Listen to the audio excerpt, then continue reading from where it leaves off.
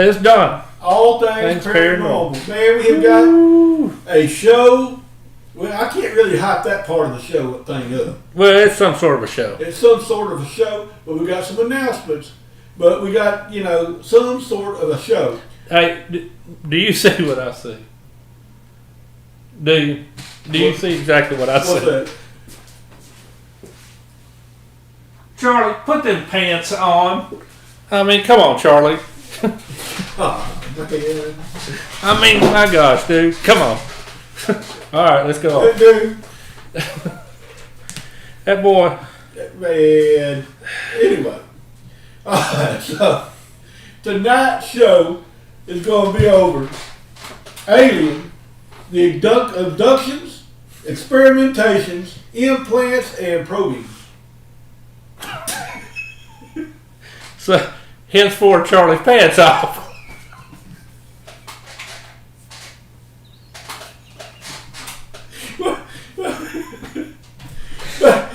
We might want to skip that last part. How about no probing? Yeah, we're gonna stay away from that. I mean, even though he's down there over at Roswell and he got a shirt, I'm here for the probing. I don't know how in the world that boy makes it. I don't either. Right. I don't know where his genes come from, but anyway. All right, so there's 40 million people in the United States that said that they had a UFO experience or know somebody who has a UFO experience. Now, we have roughly 380 million people, so 40 million people is a sizable little chunk of it, of having some sort of alien experience or knowing somebody who has an alien experience. Now, a lot of times, now, people's coming forward left and right, but it used to not be as... The stigma has really just dropped down quite a bit compared to what it used to be a long time ago. You got pilots and stuff now saying, hey, look, I've seen some type of unidentified aerial phenomenon or something like that, what they want to change to. But now it's used to whenever a pilot would say something like that, they're like, well, guess what? You just ended your career. You ain't flying anymore. Something wrong with you. But anyway, the first documented abduction was dated all the way back to 1639. Now, it's over in New England. It was witnessed by a man named John Winthrop. He seen the whole thing from the bank. They had a man named James Everill. He was out fishing in a boat, just minding his old dang business, and all of a sudden, now these are words from John Winthrop, said that a big light, all of a sudden is focused, just woo, right on top of him.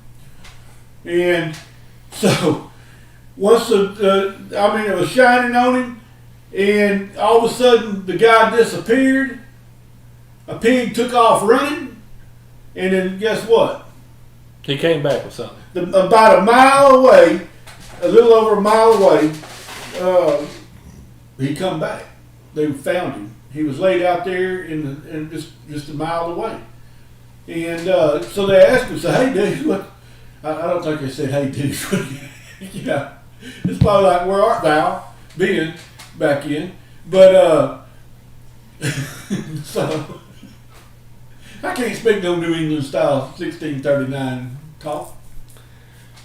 Well, did you expect me to? Well, but anyway, so they found him about a mile away, and he don't have any recollection of the event as to what happened. So that's the first documented case in the United States.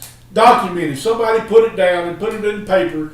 It's on the paper. Hey, look, this guy was sucked up by a big, gigantic light and moved some mile away. So he's been there, done that, got the shirt. Yeah, well, yeah, I guess you can say that. So, anyway, the way they describe that light is when it's shining on it was kind of a pulsating light.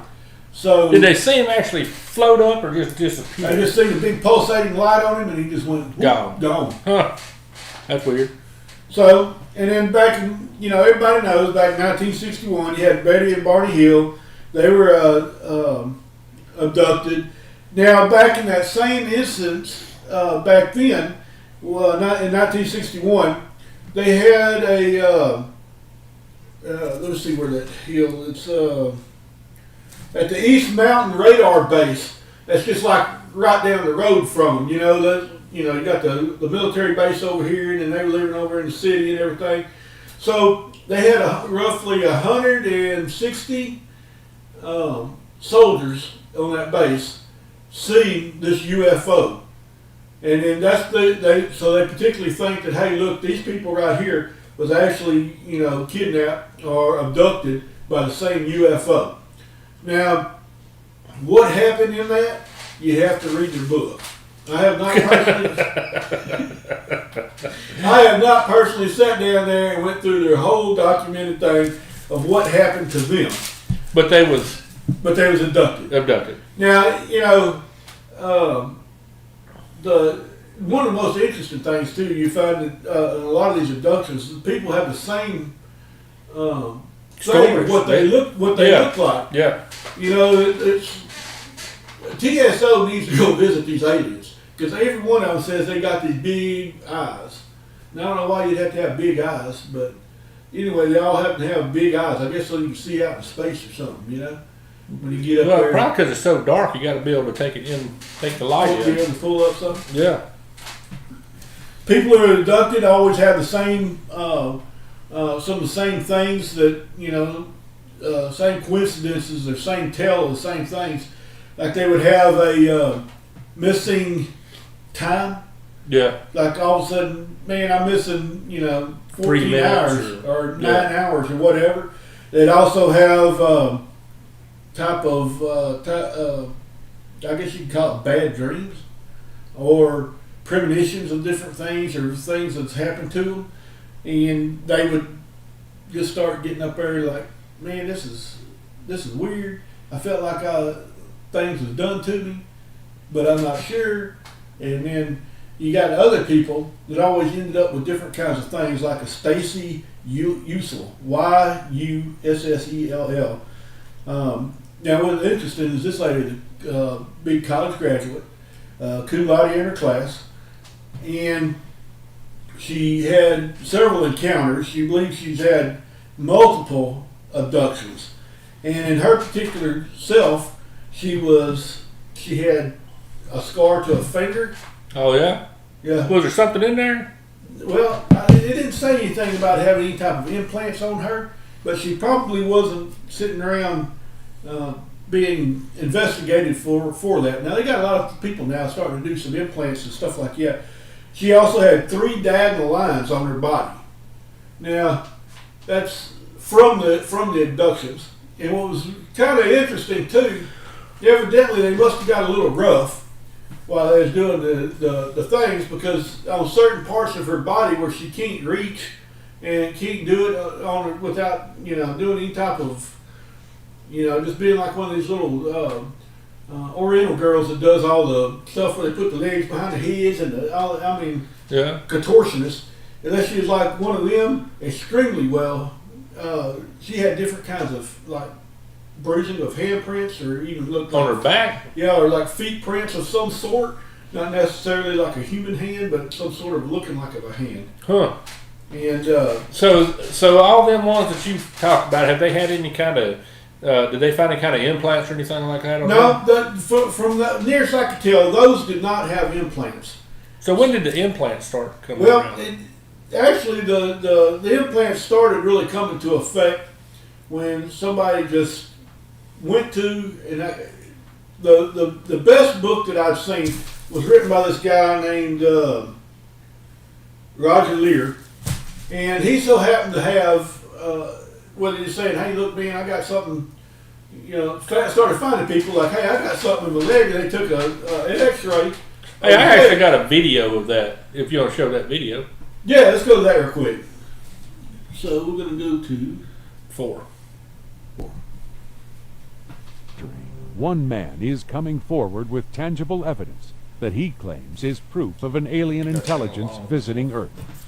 Dr. Roger Lear is a surgeon from Southern California who has been performing operations on patients for over over 30 years. So far, 8 surgeries have been performed, and with the 8 surgeries, we have removed 9 objects. The commonality, of course, is that all the individuals are subjects of the alien abduction phenomena. In 1996, he performed one of the first surgeries to remove an alien implant from the jaw of an alleged abductee. The gentleman that we did the surgery on for the procedure to remove an object from the left jaw was in private industry, and he had a history of alien abduction. As with most abductees, the patient was reluctant to come forward or to have his face publicly shown. There is a certain stigma involved with abductees. They have innate fear about telling somebody about what happened. They may feel that they may lose their job, or their career may be in jeopardy, even financial loss. So there are some very practical things involved. What you are about to see is the actual video of the first implant being removed. We must warn you, this footage is not for the faint of heart. First, the surgeon administers local anesthesia by injection to deaden the area around the implant. Once the surgeon makes his initial incision into the tissue, surgical keeps the wound open. Then, the surgeon deepens the incision, and an X-ray instrument called a fluoroscope is brought in to locate the implant under the skin. Once the implant is located, a probe is inserted, and the implant is finally removed. Dr. Lear described some of the extraordinary findings discovered during this amazing surgery. There is no portal of entry. There's no evidence how the object got inside the body. Then when we look at the soft tissues that surround the object, we find there is no inflammatory response. This is impossible, because anything that enters the body should have an inflammatory response. And then thirdly, they are surrounded. Come back. All right, we're back now. That was a little bit longer video than what we was looking, but we didn't have time to trim it Kind down. of trimmed down. But Now, this guy right here is not the only guy that does the implants and stuff like that. I was talking to Don Deere that. We went to go see this guy speak by the name of Daryl Sims. yeah, if anybody had anything to do with a UFO or anything like that, they probably know who he is. He had, I think, some show on TV about finding aliens or something like that. Yeah, he had some type of implants, and then he starts going into. He looks like a Dale Earnhardt wannabe, dude. Yeah, So- and then he does like past life thing where Regressions they and- do that so they can determine if you was I guess abducted or whatever. I'm not going to say nothing negative against the guy. I would look for second sources on stuff. Yeah, there's always, one or two different people that can help you out. Yeah. There's he don't never take anybody's word for straight up. Yeah. Even ours. If you want to look this stuff up, we say. Yeah, and then get up there and call us or whatever. But I think he was using like a black light or something to try to find these. Trying to find that stuff implanted into people. He's using a black light. Yeah. Now some of the stuff he did found was actually tested of not made in the world. Now, in my personal opinion, it's not the same implant that's in the COVID vaccine. There ain't no implant in COVID vaccine. There ain't no implant in the COVID vaccine. In fact, we're pro vaccine. Yeah. Just Everybody gets it. Everybody Should get it. Should get it. You can make your own decision. That's right, not ours. But anyway.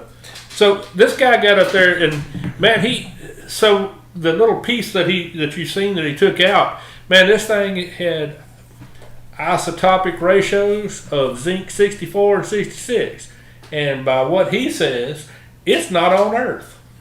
We'll have to take his word for it. I'm gonna have to take his word for it because that chemistry is way beyond my.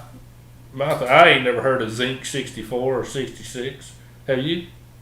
It's not in a vitamin. I've heard of zinc, but I didn't know there was pieces of zinc or two different types of zinc. The alien implant. Yeah, he said. Now, some of these alien implants and stuff like that, people have said that they do, Oh, and it had 36 different elements in it. Wow. Yeah. So how many is in the periodic table? A bunch. I think to say, I want to, he said being that it had 36 elements is more than what, oh, that couldn't be from Earth either. But well, no, you remember element 115? Yeah, that's right. That dude found that one from Bob Lazar. Yeah, Bob Lazar found the one that before anybody else ever did. So anyway, some of them say that these implants do like a telepresence or some type of mind control. I don't see how something wedged in your leg. Let's take a look at this picture. Yeah, this of different kinds of implants. Yeah, that's one of the hand and the foot. Is that a foot? Yeah. Yeah. That's hand and feet implants. How about this one? And then that right there shows what? That looks like a little worm-looking thing. How about this? There, that's them dudes. Oh, that's these dudes. Yeah. Okay. Now, the thing I was missing on the pictures, I guess it didn't come through when I was trying to do it. If you want to buy an alien implant, we'll take it. And in fact, they got one for sale on Etsy. It's $136. Even got a little thing saying where it come from and how they pulled it out and all that kind of stuff. You can buy an alien implant. Man, donate us an implant. Yeah, we'd like to have a donated implant. We'll put it right up there in that cabinet. That way, we can also do some testing and stuff on it. We have to get us one little cute. Now we're talking about alien implants. We're not talking about like Pam Anderson's or nothing. No, we're talking about alien, out of this world implants. Out of this implants, like in that's whenever you're abducted. I mean, we're talking about that, not don't send us no fake hoo-hoos or anything. No, we don't want no fake. We don't need nothing like that. We don't need no fake hoo-hoos. In fact, that might get people upset. That's right. All right, so I got fun. That was Roger Lear. So I was Dr. Roger Lear. Doctor. He's a doctor. Doctor. So anyway, he one of the first ones that he found was a guy that had felt like he was having a noise in his jaw. Yeah, that's what you just seen. And they go in there and they cut the implant out of his jaw. Yep. Another book about implants too is by Jason Martell. They have he goes into it, some of the describing of things of it being like a nanotechnology.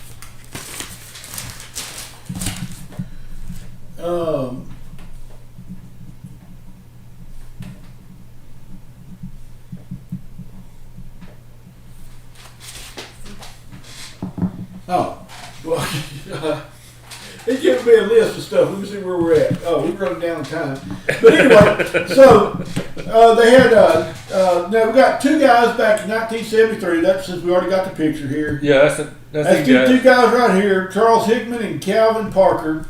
They were out fishing on the banks at the Pascagoula River, and they got abducted. The young one you see, well, let's go to the picture. The young one that you seen. He's like, man, I got knocked out and I don't remember a whole bunch. But the other guy, he's like, he just took an account of what happened where he got, whatever the light hit him, made him float up into it. And everybody says, man, I don't know what the outcome of why this guy would come up with that kind of stuff because he wasn't making no money. In fact, he was. The young one said he even had to end up paying this guy's light bill every once in a while because he didn't have any money.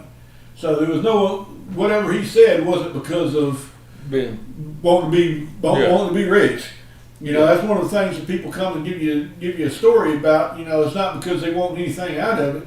They just want to share their experience. He said that they had three small creatures that abducted him with big, huge eyes.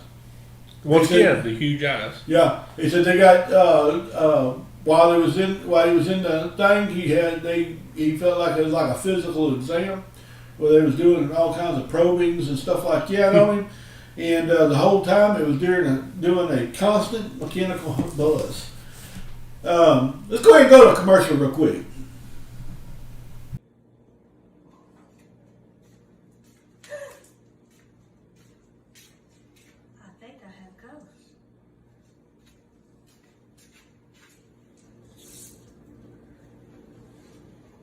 It's time for me to call All Things Paranormal.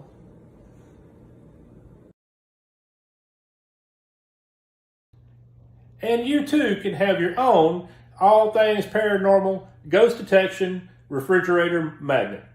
Patent pending. Now, when a ghost gets up there and sees it and throws it on the floor, pick it up and look at it and call the number that's on the card and say, hey, All Things Paranormal, I've got a ghost. Now, in order to get one of them, you got to take it and submit a story for story time, and we'll take it and mail it to you and make sure that we get your address and phone number.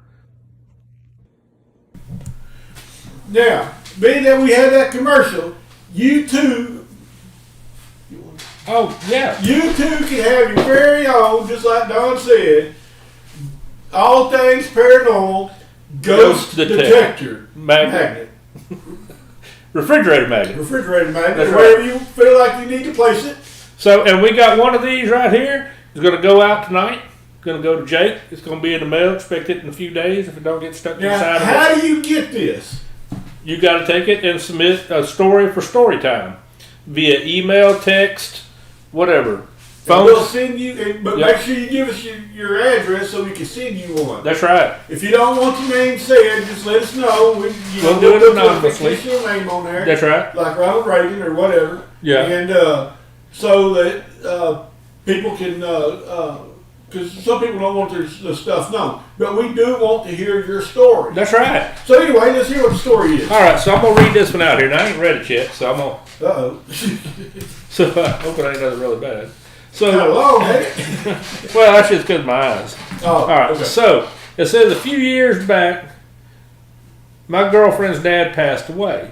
They had him cremated, and the remains were kept in our living room. A few days after we brought the remains home, I was in the kitchen and needed to use the sink. I turned the sink on, and the water shot straight up, making a huge mess. After a quick heart attack, I inspected the faucet and noticed that the spout is turned completely upside down. The kids could not reach the faucet at the time, and girlfriend sincerely denied any involvement.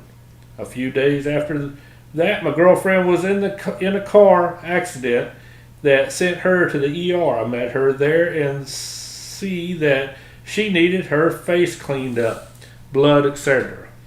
So again, I got to the sink, wet a paper towel, and turned the sink off completely.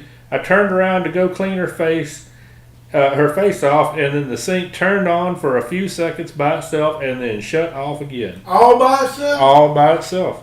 Wow. Turns out that she was in the same room that her dad.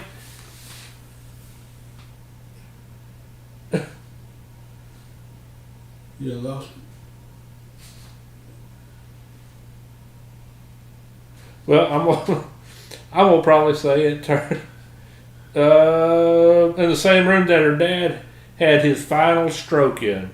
So she got into a wreck, and still and can't they debunk took her his to the trauma. same emergency room. Right. The same room. The exact same room in the emergency room. Yeah. Wow. That's pretty weird. And man. had the sink turned.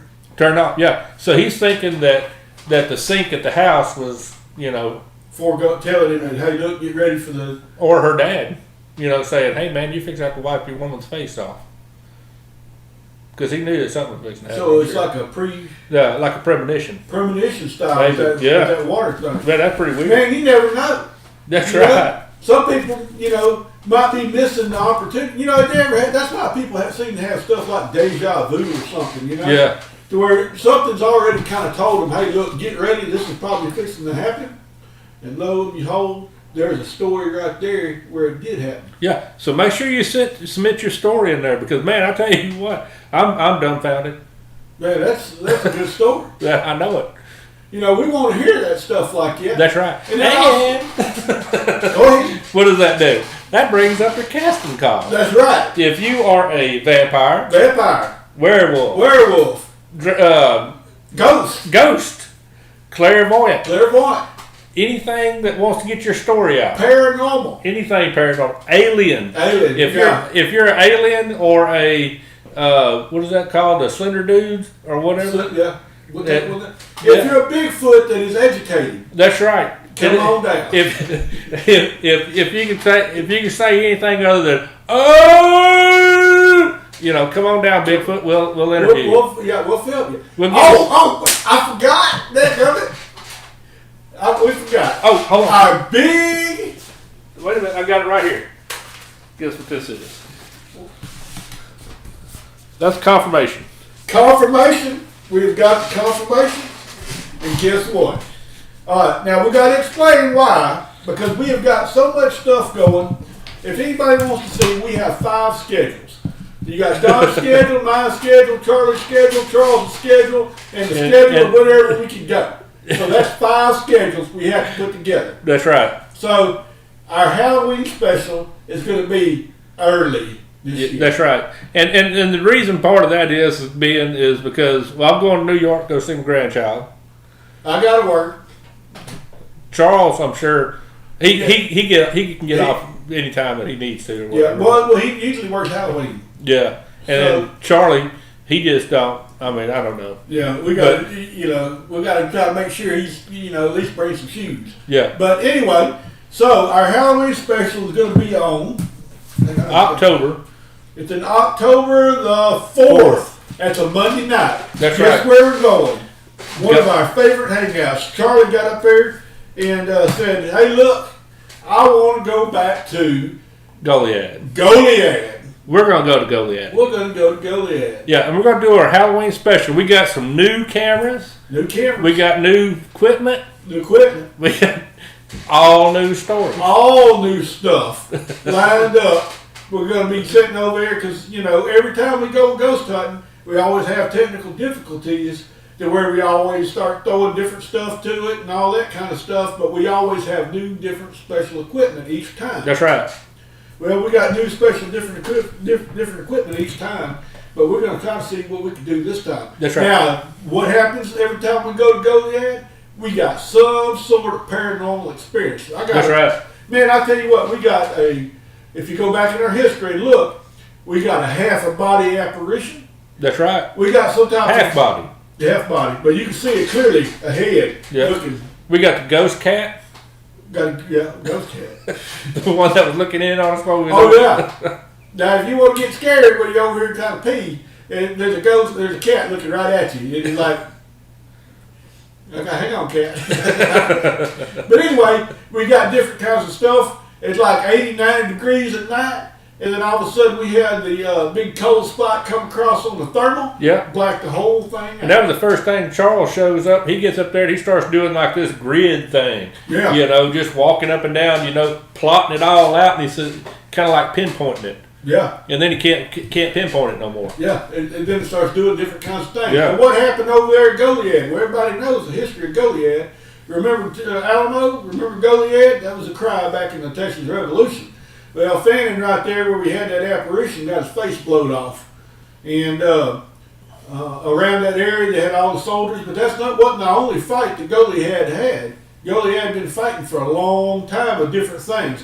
Between the Indians and different revolutions. And I mean, it was that place has seen the stuff going on, and guess what? All Things Paranormal going back. That's right. And the best part about it is out at night. If the weather's good, you can walk around out there. But if you can't, man, you're inside, and it's just in the middle. It's just as good. Just as good. So it's like nothing changed. I mean, it's all great. And they got that place that has some badass pecan pie. Yeah, it's pretty decent, but we can't have that no more because we're all on diets. We're all on diets. About to have to break that diet. But anyway, that was our big announcement. Hey, if y'all want to put that on the calendar, we're going to probably start that at nighttime. And we don't have a number because we got to get there, set up everything. And just look up the history for it. Yeah, we're going to let our cameras run at night if we can get them to transmit and stuff like it's supposed to. Man. You got to think, man, everything around there is like 3 feet thick worth of brick. Because they had to stop a cannon. Yeah. So it's hard to shoot stuff through that. So man, that place is awesome. Yeah, we got some different stuff we're going to do. So anyway, we're going to round this up. This is John. This is done. All Things Paranormal. Hey, submit your story time. Story time.